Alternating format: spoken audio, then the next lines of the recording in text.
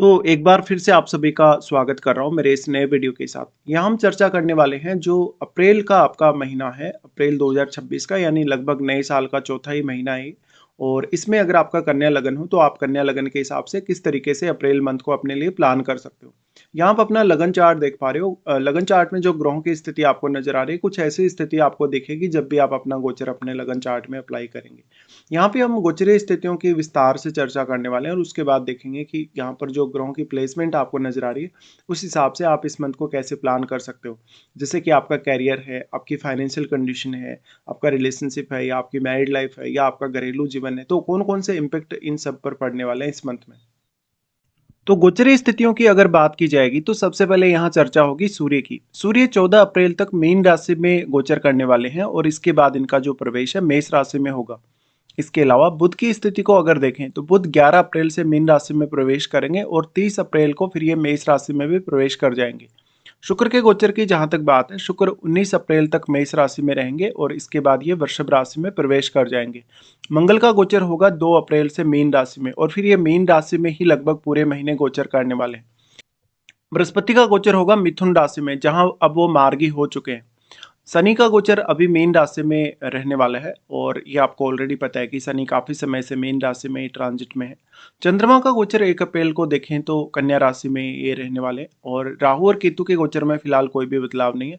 जहां पर राहु कुंभ राशि में गोचर कर रहे हैं, वहीं केतु सिंह राशि में गोचर करेंगे। तो अब हम विचार कर लेते हैं किस प्रकार से आप अपने इस गोचर को प्लान करेंगे अपने चार्ट के हिसाब से। सबसे पहले यहाँ लग्नेश से स्टार्ट करेंगे। लग्नेश आपके बुध हैं और बुध ही आपके 10वें घर के भी लॉर्ड हैं। बुध का फिलहाल जो ट्रांजिट हो रहा है आपके सप्तम भाव में होगा, जहां पर बुध 11 अप्रैल से आ रहे हैं मीन राशि में। देखिए, सप्तम भाव में बुध के होने से हालांकि यहाँ सूर्य और मंगल का बुध को सपोर्ट रहेगा, बट स्वयं बुध नीच की स्थिति में रहेंगे। इसलिए आपका बुध आप अपने जन्म के समय का देखिएगा कैसी स्थिति में है। बुध के यहाँ होने से बेसिकली आपका मैरिज और अपने रिलेशनशिप पे सबसे ज़्यादा फोकस होना चाहिए। आपका मैरिड लाइफ को बैलेंस करने पे भी ध्यान होना चाहिए। ये इस प्रकार का जो बुध होगा आपके मान सम्मान के लिए, आपके रेपुटेशन के लिए फिर भी अच्छा साबित होगा। और बुध की जो दृष्टि आपके लगन पर रहेगी तो वो अपने ही घर पर दृष्टि डालेंगे, तो नीच के होने के बावजूद निश्चित रूप से आपको इसका काफ़ी सपोर्ट मिलेगा। तो सोशल रूप से काफ़ी ज़्यादा कनेक्टिविटी हो या सोशल रूप से बहुत ज़्यादा आपकी पॉपुलैरिटी हो, इसकी संभावना काफ़ी ज़्यादा है। अब क्योंकि जो बुध है वो 10वें घर के लॉर्ड हैं और लेकिन 10वें घर में गुरु का ट्रांजिट भी है, तो जो बुध का यहाँ पे स्थिति रहेगा यानी मीन राशि में जब अभी बुध रहेंगे तो वो नीच की स्थिति में जरूर होंगे, बट यहाँ गुरु और बुध की जो स्थिति है आपस में एक दूसरे की राशि में होने से राशि परिवर्तन योग भी बन रहा है। तो बुध के जो परिणाम है ऑलमोस्ट उतने आपके लिए बुरे नहीं होंगे यहाँ पे। और लगन पर जो बुध की दृष्टि पड़ रही है वो भी आपको काफ़ी परफेक्ट डिसीजन लेने के लिए प्रेरित करेगा। दूसरी तरफ जो यहाँ सूर्य से जो ऊर्जा मिल रही है आपके सप्तम भाव और आपके लगन को, और जो मंगल से यहाँ जो ऊर्जा मिल रही है, इसका भी काफी अच्छा प्रभाव आपको अभी देखने को मिलेगा। तो ये कहा जा सकता है कि ये आपके लिए काफ़ी ज़्यादा फेवर करने वाला है और निश्चित रूप से इसका आपको फ़ायदा उठाना चाहिए। अब जो बुध हैं यहाँ पे क्योंकि नीच की स्थिति में होंगे, लेकिन बाद में जो बुध हैं मेष राशि में भी प्रवेश करेंगे। मेष राशि में बुध के प्रवेश से आपका डिसीजन लेने का तरीका, सोचने विचारने का तरीका काफ़ी हद तक बदल सकता है और इससे आपको बाकी कार्यों में काफ़ी मदद मिल सकती है। अष्टम में जाने के बाद बुध आपके यहाँ वो दृष्टि डालेंगे आपके दूसरे घर पे, तो वो आपको आर्थिक रूप से लाभ दिलाने वाले हैं। आपको किसी भी प्रकार से अगर अकल्ट वगैरह में इंटरेस्ट है, रिसर्च वगैरह में इंटरेस्ट है, तो बुध की आपको यहाँ सहायता मिल जाएगी। और क्योंकि बुध आपके लग्नेश भी हैं, 10वें घर के भी लॉर्ड हैं, तो डायरेक्टली या इनडायरेक्टली फिर आपका प्रोफेशन अगर जुड़ा है आपके अष्टम भाव से, तो इसका फायदा और भी अधिक आपको मिलने ही वाला है। अब जो बुध मेष राशि में ट्रांजिट करेंगे जब तक, क्योंकि मेष राशि में ये आ रहे हैं 30 अप्रैल को, तो उसके बाद से आप काफ़ी अच्छे से प्लानिंग करना स्टार्ट कर देंगे अपने लगभग हर कार्य के लिए। उसके बाद यहाँ पे हम देखते हैं शुक्र को। शुक्र दूसरे घर के लॉर्ड हैं आपके चार्ट में और शुक्र फिर अगर दूसरी इनकी जो लॉर्डशिप है वो देखी जाए तो नवम घर के भी स्वामी। फिलहाल जो शुक्र का गोचर रहेगा मेष राशि में, यहाँ शुक्र रहेंगे 19 अप्रैल तक, ये मेष में ही रहेंगे। 19 अप्रैल तक आप अपने मैरिड लाइफ और रिलेशनशिप पर थोड़ा ज़्यादा ध्यान दीजिएगा। इस समय ऐसा हो सकता है कि आप अपने जीवन साथी के साथ काफ़ी ज़्यादा मतभेद देखें। हालांकि जो जीवन साथी की फैमिली है वो आपके लिए थोड़ी सपोर्टिव साबित हो सकती है जीवन साथी की तुलना में। अष्टम का शुक्र है तो किसी से कोई रिलेशनशिप या कोई सेक्रेट अफेयर ऐसा कुछ आपकी लाइफ में इस समय चल सकता है। शुक्र अचानक से आपको कुछ धन लाभ भी करवा सकते हैं। बट मंगल के घर में है ये शुक्र, तो मंगल के घर में होने से जीवन साथी से आपको हो सकता है सेटिस्फेक्शन थोड़ा कम देखने को मिले। शुक्र का दृष्टि यहाँ अपने ही घर पे होगा, जहाँ वो आपकी लाइफ स्टाइल पर काफ़ी बड़ा एक प्रभाव लाएंगे। साथ में आपकी लाइफ स्टाइल में कुछ चेंजेज इस समय देखने को मिल सकते हैं।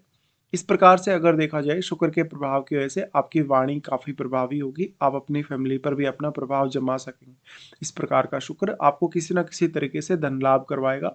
साथ साथ में आपको फैमिली और लाइफस्टाइल में काफ़ी सारे अदर चेंजेस भी देखने को मिल सकते हैं। तो ये शुक्र आपके मेनली खर्चों के लिए भी जिम्मेदार होगा। कुछ खर्चे आप अपनी फैमिली के लिए और इवन इंडिविजुअल रूप से खुद के लिए कर सकते हो। उसके बाद शुक्र जा रहे हैं नवम घर में। नवम घर में शुक्र जा रहे हैं, तो क्योंकि वो अपने ही घर में जा रहे हैं और यहाँ वो आपके सेकंड हाउस के लॉर्ड है, तो जिन लोगों का भी फॉरेन से कुछ कनेक्शन है, जो भी लोग विदेश जाना चाहते हैं या अपनी हायर स्टडीज़ के लिए कहीं दूर जाना चाहते हैं किसी अदर स्टेट में, तो शुक्र के यहाँ होने से आप जो कल्चर का डिफरेंस होता है, जो संस्कृति का डिफरेंस होता है, उसको काफ़ी अच्छे से एडजस्ट कर लेंगे। नवम का शुक्र है, तो ये निश्चित तौर पे आपको घूमने फिरने या किसी भी अपने स्पेसिफिक पर्पस के लिए यात्रा देने ही वाले। शुक्र का प्रभाव फिर आपके थर्ड हाउस पे होगा यहाँ से। थर्ड हाउस पे शुक्र का प्रभाव है, तो आपके कम्युनिकेशन के लिए काफ़ी बेटर होगा, आपकी क्रिएटिविटी के लिए बेटर होगा और साथ साथ में आपकी जो मेहनत आप कर रहे हैं, कहीं ना कहीं जो एफर्ट आप लगा रहे हैं धन या लग्जरी पाने के लिए, उसके लिए काफ़ी बेटर होगा। तो थर्ड हाउस में बैठे हुए ग्रह को भी अब आप अवश्य विचार कर लें। उसके बाद देखते हैं मंगल की स्थिति को। मंगल आपके थर्ड हाउस के लॉर्ड हैं चार्ट में, और वो आपके चार्ट में अष्टम के भी स्वामी हैं। फिलहाल जो मंगल का ट्रांजिट है आपके सप्तम में है, तो ये जीवन साथी के लिए काफ़ी ज़्यादा ही बेटर साबित होगा। और क्योंकि मंगल अपने मित्र बृहस्पति के घर में भी हैं यहाँ पे, ये निश्चित कहा जा सकता है कि जीवन साथी आपका जो होगा वो अपने करियर के लिए या इवन वो आपके करियर के लिए बहुत ज़्यादा फोकस्ड हो सकता है। यहाँ डुअल साइन में मंगल होने से फिर भी आपको कोई विशेष दिक्कत नहीं होगी। इस समय जो गुरु का ट्रांजिट है, गुरु भी काफ़ी स्पीड से चल रहे हैं, तो आपका कोई बिजनेस का प्लानिंग है, कोई रिलेशनशिप का प्लानिंग है, किसी भी तरीके का कोई भी अन्य प्रकार का आपका प्लानिंग है जो सप्तम भाव को लेके है, तो आप वो कर सकते हैं। हालांकि यहाँ मैरिड लाइफ उतनी ज़्यादा सेटिस्फैक्ट्री नहीं जाने वाली, जीवन साथी आपके ऊपर थोड़ा हावी रहेगा। बट मंगल यहाँ आ रहे हैं थर्ड लॉर्ड होके, तो आप अपना कोई भी बड़ा रिस्क ले सकते हैं अपने कैरियर या अपने प्रोफेशन वाइज, अपने बिजनेस वाइज। लेकिन पार्टनरशिप आपको इस समय उतना अच्छे से सूट नहीं करेगी। तो मंगल जो आ रहे हैं, मंगल अब क्योंकि अष्टमेश है, अष्टमेश आ रहे हैं, तो स्त्रियों का अगर चार्ट है आपका, तो स्त्रियों के चार्ट में कुछ अदर अफेयर या रिलेशनशिप होने की संभावना बढ़ेगी सोशल रूप से, बट ये आपके लिए काफ़ी अच्छा साबित होगा और हेल्थ वगैरह के हिसाब से भी। तो मंगल का यहाँ से फिर अगर दृष्टियों के हिसाब से देखा जाएगा, इनका प्रभाव आपके 10th हाउस पे होगा। 10th हाउस पे इनका प्रभाव करियर के लिए काफ़ी अच्छा है, आपको नेम फेम दिलाने के लिए भी काफ़ी अच्छा है। अब करियर के लिए ये मंथ आपका काफ़ी अच्छा जाने वाला है। करियर में जो कुछ भी आप पाना चाहते हैं, आप उस पे ज़्यादा से ज़्यादा फोकस कर सकते हैं। और करियर में कुछ उतार चढ़ाव भी ऐसा मंगल दिखा सकता है, जो कि मोस्टली आपके फेवर में ही होगा। मंगल का दृष्टि फिर आपके लगन पर है, और लगन पर फिर सूर्य और शनि का दृष्टि भी है। तो जितना ज़्यादा शनि आपको यहाँ डेडिकेशन देने वाले हैं, जितना ज़्यादा आपको कहीं ना कहीं जवाबदेह बनाने वाले हैं, उतना ही ज़्यादा मंगल आपको मेहनत करने, हार्ड वर्क करने के लिए अच्छी फायर पावर भी देने वाले हैं। और सूर्य से भी इस मामले में आपको मदद मिल ही रही है। तो निश्चित तौर पे मंगल का प्रभाव आपके ओवरऑल लाइफ को काफ़ी ज़्यादा एक्टिवेट करेगा और अच्छा रहेगा। मंगल का उसके बाद प्रभाव आ जाता है आपके सेकंड हाउस पे। जब आप शुक्र आपके अष्टम में ट्रांजिट कर रहे हैं, तो शुक्र और मंगल दोनों का ही प्रभाव सेकंड हाउस पे है, इसलिए आप कुछ बड़े चेंजेस कर सकते हैं अपने खान पान और रहन सहन में। साथ में अपनी फैमिली रिलेटेड रिश्तों पर भी थोड़ा ज़्यादा ध्यान दे सकते हैं। इस समय में कोई प्रॉपर्टी वगैरह का आपको अगर फ़ायदा हो तो वो हो सकता है। इसके अलावा आप कोई अपना प्रॉपर्टी वगैरह सेल कर सकते हैं, कोई परचेज वगैरह कर सकते हैं, या फिर अपनी लाइफस्टाइल को किसी भी लेवल पर आप ले जा सकते हैं। अब इस प्रकार की दृष्टि है, तो आपका जो प्रभाव है अपनी फैमिली में या अपने परिवार में, वो काफ़ी ज़्यादा बढ़ जाएगा। आपकी वाणी भी उतनी ज़्यादा इफेक्टिव होगी। उसके बाद यहाँ से आगे बढ़ते हैं, बृहस्पति के बारे में विचार करते हैं। बृहस्पति आपके फोर्थ हाउस के लॉर्ड हैं, साथ में वो आपके सप्तम के भी स्वामी हैं। फिलहाल बृहस्पति का ट्रांजिट आपके 10th हाउस में है, और अब क्योंकि वो मार्गी हो चुके हैं ऑलरेडी, तो कैरियर को लेकर इस समय आप थोड़ा फोकस करिएगा। करियर स्पेसिफिक अगर आपका फोकस हो, तो ये मंथ और भी ज़्यादा बेटर निकलने वाला है। पिछले कुछ समय में आपने जो जो भी प्लानिंग्स की हैं अपने करियर के लिए या अपने आर्थिक स्थिति के लिए, उन पे फोकस करिएगा। सप्तमेश होके यहाँ क्योंकि बृहस्पति आए 10th हाउस में और वो फोर्थ लॉर्ड हैं, तो जीवन साथी का भी सहयोग आपको आपके करियर में मिल सकता है। वैसे भी यहाँ मंगल का दृष्टि है, तो गुरु पर जो मंगल का फायरी प्रभाव पड़ रहा है, उस वजह से गुरु के रिजल्ट आपके लिए काफ़ी ज़्यादा फेवर में होंगे। और ये गुरु आपको करियर के लिए बहुत सारे ऑप्शंस भी प्रोवाइड करेगा। गुरु यहाँ अब फोर्थ लॉर्ड है, इसलिए और भी ज़्यादा इनकी जो स्थिति है आपके लिए इम्पोर्टेंट हो जाती है, क्योंकि घरेलू मामलों के साथ साथ आप अपने करियर के साथ भी अच्छे से डील करने वाले हो। गुरु का यहाँ से अगर दृष्टि संबंध के हिसाब से देखा जाएगा तो फिर उनका जो दृष्टि है सबसे पहले आपके दूसरे घर पे होगा, जहाँ पर वो आर्थिक मामलों में आपको काफ़ी मदद कर सकते हैं। फैमिली रिलेटेड या करियर रिलेटेड डिसीजन लेने के लिए बहुत ही ज़्यादा अच्छी स्थिति है। गुरु का प्रभाव फिर यहाँ होगा आपके फोर्थ हाउस पे। देखिए फोर्थ हाउस पे मोस्टली इनका प्रभाव के लिए अच्छा साबित होगा। फैमिली प्लानिंग आप अच्छे से कर पाएंगे, अपना कोई प्रॉपर्टी का प्लानिंग हो, कुछ भी घर या परिवार से रिलेटेड प्लानिंग हो, वो भी आप काफ़ी अच्छे से कर पाएंगे। अगर आप वर्क फ्रॉम होम कर रहे हैं, घर से काम कर रहे हैं, तो आपके लिए और भी ज़्यादा सुकून वाला समय हो सकता है। गुरु का दृष्टि उसके बाद आ जाता है आपके सबसे इंपॉर्टेंट हाउस, आपके सिक्स्थ हाउस पे, जहाँ पर ऑलरेडी क्योंकि राहु कुंभ में गोचर कर रहे हैं यहाँ पे, तो राहु के रिजल्ट और ज़्यादा बेटर होंगे आपके लिए। लेकिन राहु के रिजल्ट के लिए आपको फिर शनि को देखना चाहिए। शनि अगर अच्छी स्थिति में है आपके चार्ट में, और अगर गुरु का इस तरीके से दृष्टि पड़ जाए, तो राहु के रिजल्ट और भी ज़्यादा आपके फेवर में होंगे ही। अब क्योंकि राहु का दृष्टि भी 10th हाउस पे है, और जो आपका 10th हाउस है वो राहु के लिए इनका उच्च का घर है।